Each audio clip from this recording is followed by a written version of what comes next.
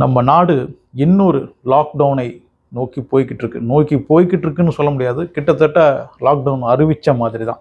அதாவது இந்த முறை லாக்டவுன் எப்படி அப்படின்னா, நம்ம நரேந்திர மோடி என்ன பண்ணியிருக்காருன்னா, நாங்கள் லாக்டவுன்னு சொல்ல மாட்டோம், ஆனால் அதையெல்லாம் உணர்ந்து அந்த லாக்டவுன் டைமில் நீங்கள் எப்படி கட்டுப்பாடாக இருந்தீங்களோ, எப்படி உங்களுடைய சந்தோஷத்தை எல்லாம் சுருக்கிக்கிட்டு இருந்தீங்களோ அதே மாதிரி இருங்க அப்படின்னு நரேந்திர மோடி ஒரு 7 விஷயங்களை சொல்லியிருக்கிறார். முடிஞ்ச வரைக்கும் ஒர்க் ஃப்ரம் ஹோமை பண்ண பாருங்க. தங்கம் வாங்குறத ஒரு வருஷத்துக்கு குறைச்சிக்கங்க. பெட்ரோல் யூஸ் பண்ணுறதையும் குறைச்சிக்கணும், குக்கிங் ஆயில் யூஸ் பண்ணுறதையும் குறைச்சிக்கணும், ஒரு 10% குறைங்க அப்படின்னு நரேந்திர மோடி சொல்லியிருக்காரு.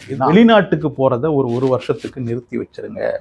நாடு அவ்வளவு பெரிய ஒரு பிரச்சனையை நோக்கி போயிட்டு இருக்கும்போது இந்த எலெக்ஷனில் பிஜேபி செலவு பண்ண அளவுக்கு வேற எந்த ஒரு கட்சியும் செலவு பண்ணலாம். நரேந்திர மோடி ஒரு மாநிலத்துக்காக போகிறது, அமித்ஷா ஒரு மாநிலத்துக்காக போகிறது, அவங்க எல்லாம் ஏன் ஒரு வீடியோ கான்ஃபரன்சிங்கா இல்லைன்னா ஒரு மீடியா மூலமாக சொல்லியிருக்க கூடாது?